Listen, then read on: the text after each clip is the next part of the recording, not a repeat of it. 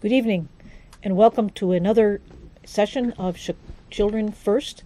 We're grateful to Chicago Access Television and Maryville Academy for presenting this program. My name is Sister Catherine Ryan. I have the privilege of serving at Maryville Academy as the Executive Director, and I am delighted to bring to your attention tonight Dr. Marta Banegas, who is going to be our guest. So welcome, Dr. Banegas. Thank you very much, Sister Kathy. Dr. Banegas is now with us at Maryville, but before we get to that part of the story, I'd like to ask you, Dr. Banegas, would you tell us first a little bit about yourself? Where are you from? Okay. I was born and raised in Honduras, Central America, and I went to medical school in Honduras, Central America. I came to the United States to continue my studies, postgraduate studies, and so I came to the Illinois Institute, the Illinois State Psychiatric Institute that was located at 1601 West Taylor. Right. Now let me stop you right there first, because I think our viewers would like to know a little bit more about your family. How many children in your family? Mom and dad, and I am the eldest of three. And what made you want to go to medical school? I was surrounded by doctors. Where are you? My father, a surgeon, my uncles, and of course his best friends were all physicians. So I was not only I don't think I was encouraged very much by my father, knowing how hard he worked, but his friends did. So there was medicine around. And you're in the field of psychiatry. Can you tell us what led you to, not your father's a surgeon, what led you to psychiatry instead of, for example, surgery? Well, I was always interested in children and working with children, and I was mainly interested in neurology. Oh.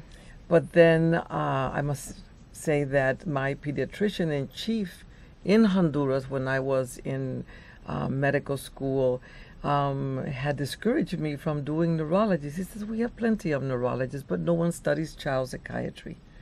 And so I came to Chicago with that in mind. So just to help us, what's neurology and what's psychiatry? What's the difference? Mental illness is studied by child psychiatrists and treated by child psychiatrists. And diseases and illnesses of the central nervous system is studied by the neurologist.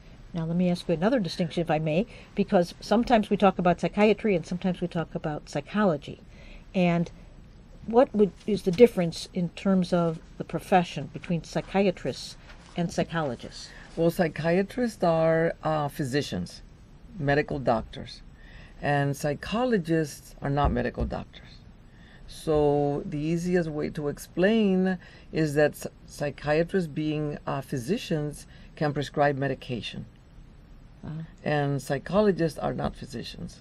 All right. And so you studied in Honduras. Yes. And did you get your medical degree first in Honduras? I got my medical degree first in Honduras. And then you came to the United States? Then I came to the United States on June 25th, 1975. Wow, you even know the date. It was long ago.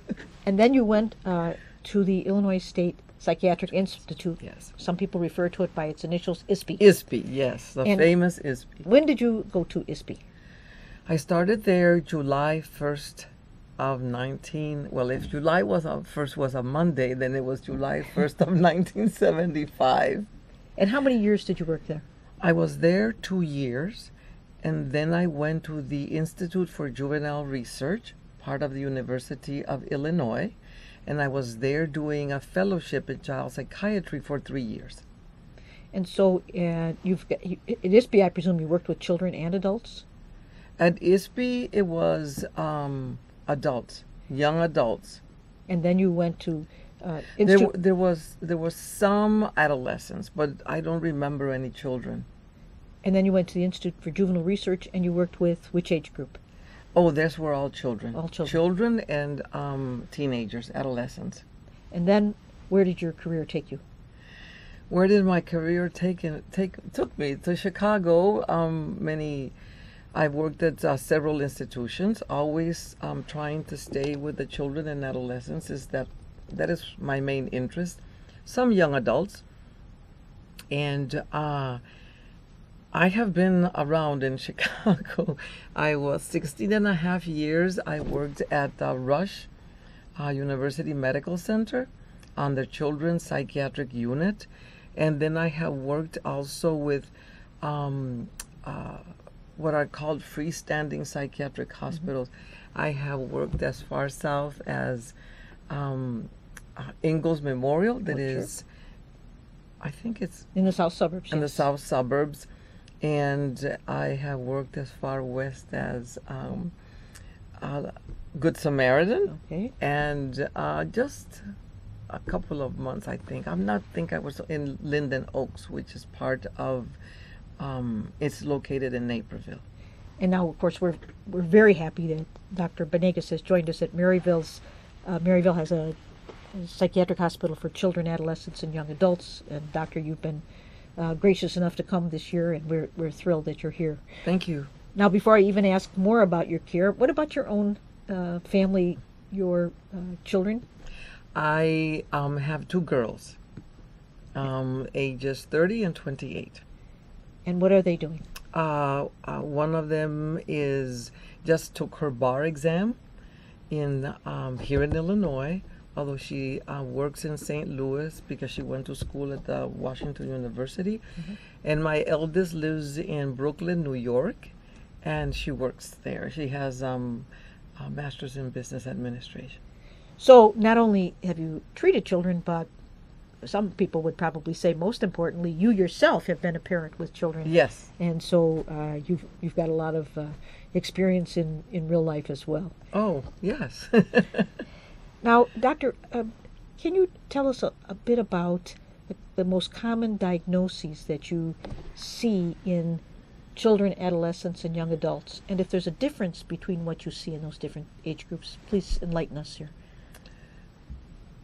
Well, I am afraid to say that I don't have statistics, but it is not uncommon at all to find across from children all the way through adolescence attention deficit disorders, and those are very common, as well as the mood disorders. And can you tell us, I'm sorry. Go ahead. I just want to ask you if you could explain both of those.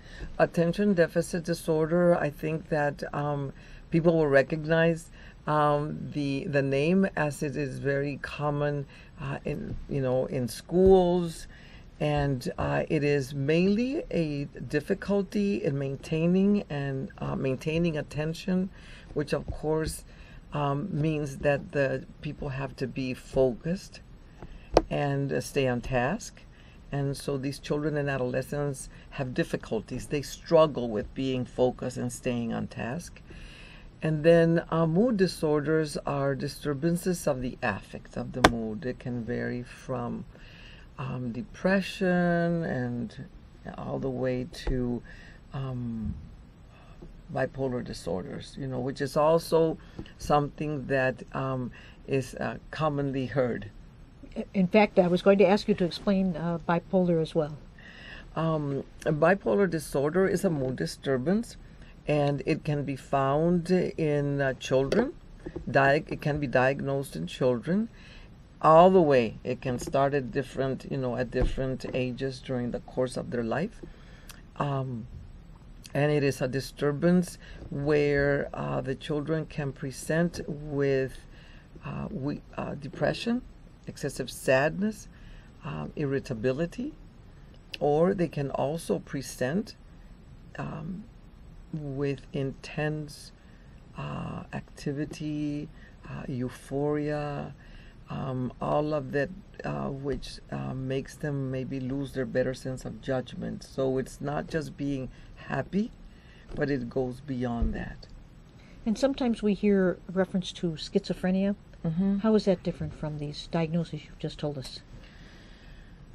Schizophrenia is not common in children. Yes, there are children that will be diagnosed with schizophrenia, and there have been many studies done in schizophrenia, and there was a very, very interesting TV show where they went into the, into depth of the problems that schizophrenic children present.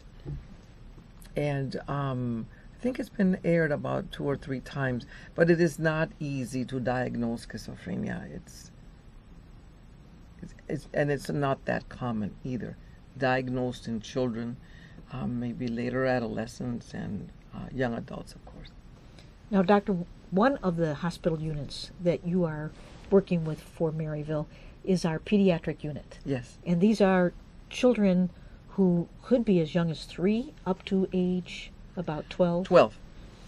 And could I just ask you to tell us, our viewers tend to be parents and family members, a young child within that age group, what do you do to even know whether a child has one of these diagnoses? Oh, Sister Kathy, couldn't you ask me something easier? Well, when you first see the child. Well, it is not common to have 3-year-olds on the unit, but they do present, and 4-year-olds and 5-year-olds on the unit do come in. And the reason why they get hospitalized is because these children are, because of their young age, they get difficult. They do things that put themselves in danger, put themselves in harm's way. Because of their young age, they don't stop and think about the consequences of their behavior, and usually they are described as out of control children. And not just simply out of control. For our viewers to know, they might have a child who's acting out.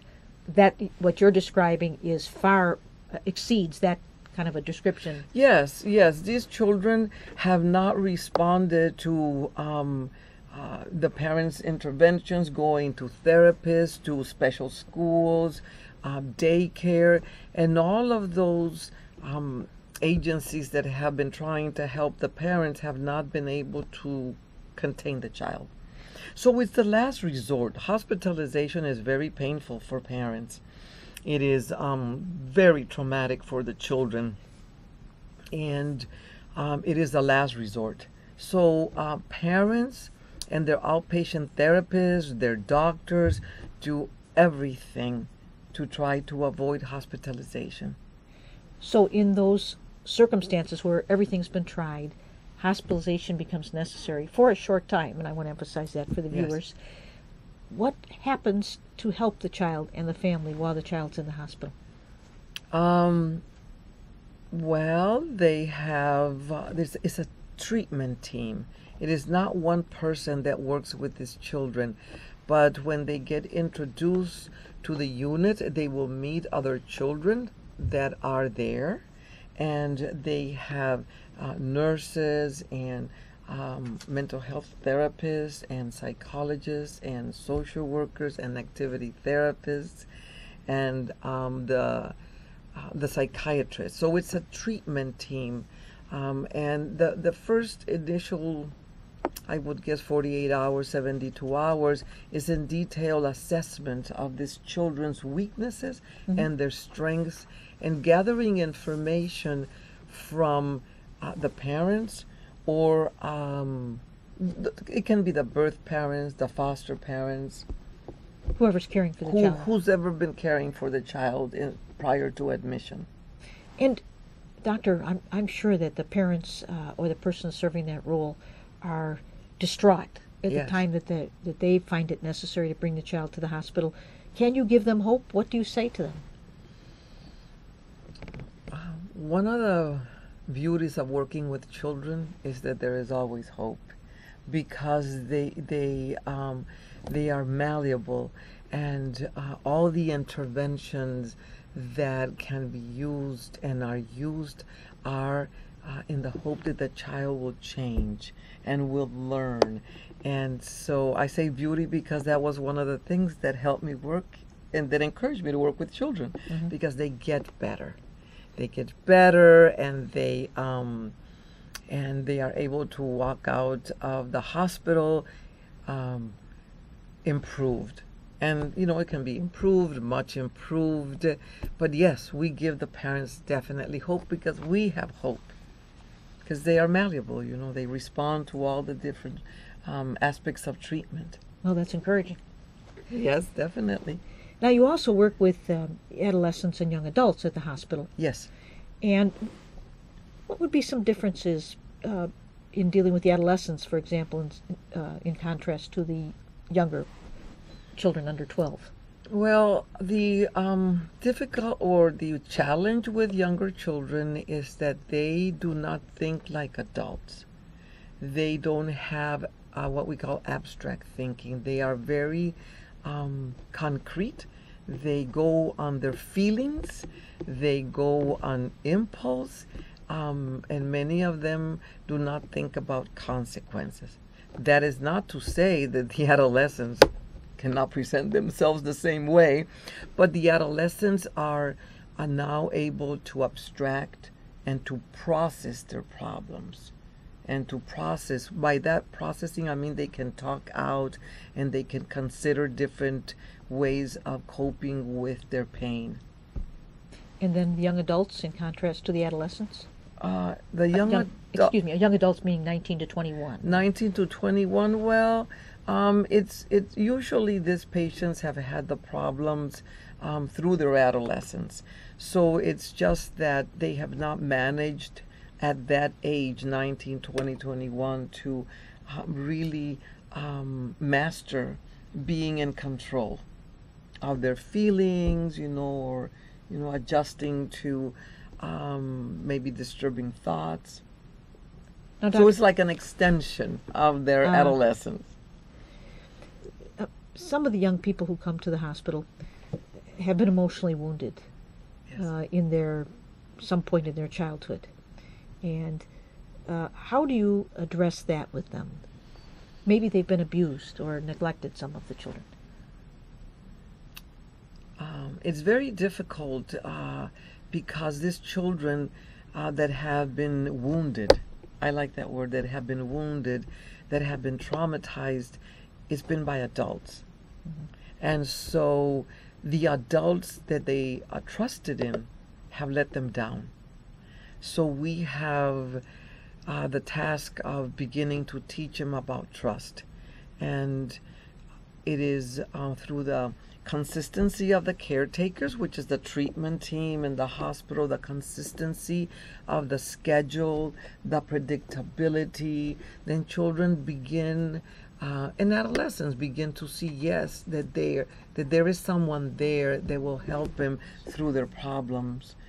An adult that they can count on.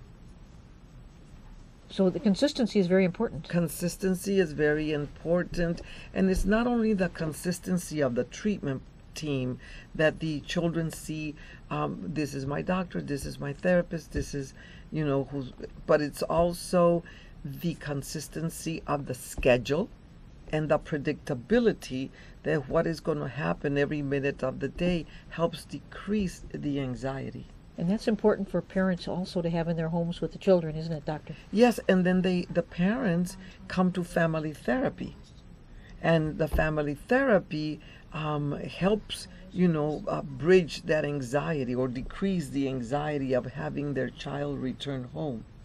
And they also learn about consistency and predictability. That's Doctor, I'm just going to do a little commercial now because I want to remind our viewers that the reason they're getting to listen to you right now is because of Chicago Access Television. And so I want to show this overhead about the Hotline 21, and then we bring it back to you, Dr. Banegas. You've been talking about trust, and I'd like to just draw a little more out about that.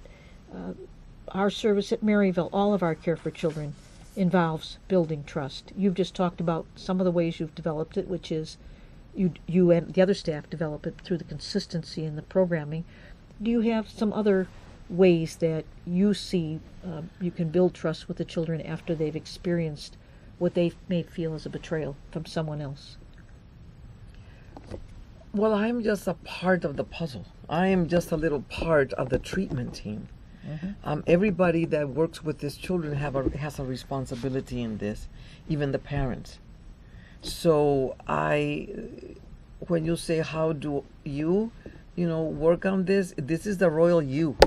In the hospital, the you, the is the treatment team.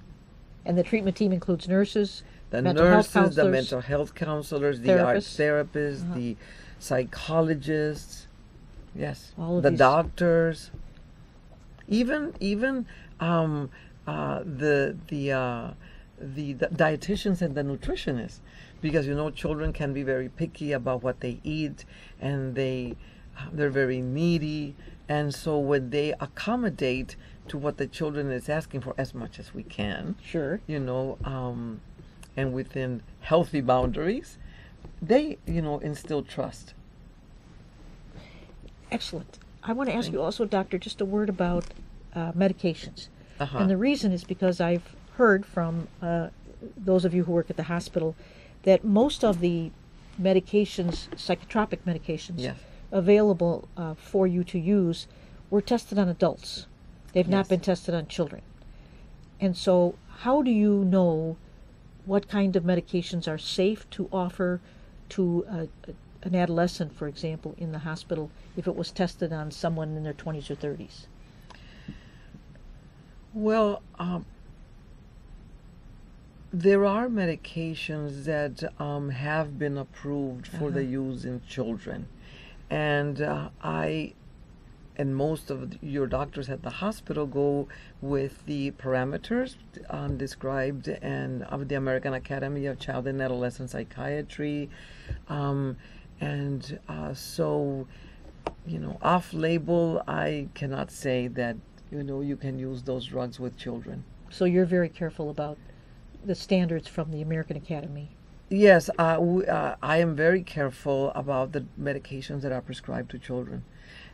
Definitely, it's a scary situation for the parents as well as for the child. So there are parameters, and there are medications that have been, not many, as you say, very few, that have been approved for the use in children and adolescents. And then if you prescribe medications for the children, obviously using the standard, you are watching the impact of that medication each day for the child. And with the assistance of the staff and the nurses, definitely. Okay. And our hospital is licensed to serve up to 125 young people at Maryville Scott Nolan Hospital. So I want to just mention that to our viewers. We are dedicated to children, adolescents, and young adults at the hospital. Doctor, we have a little less than a minute left. A message that you'd like to give to the parents watching about how they can help their children if there is some sense of mental health problems. To always look for help when you feel that you can't solve the problem on your own. There are a lot of people that are willing to help, a lot of agencies. And, the Maryville system, I think, has been a very positive experience for me because everybody is committed to helping the children. So parents have hope. Yes, definitely. Thank you, Dr. Banegas. My pleasure. Thank you all for joining us this evening. Good night.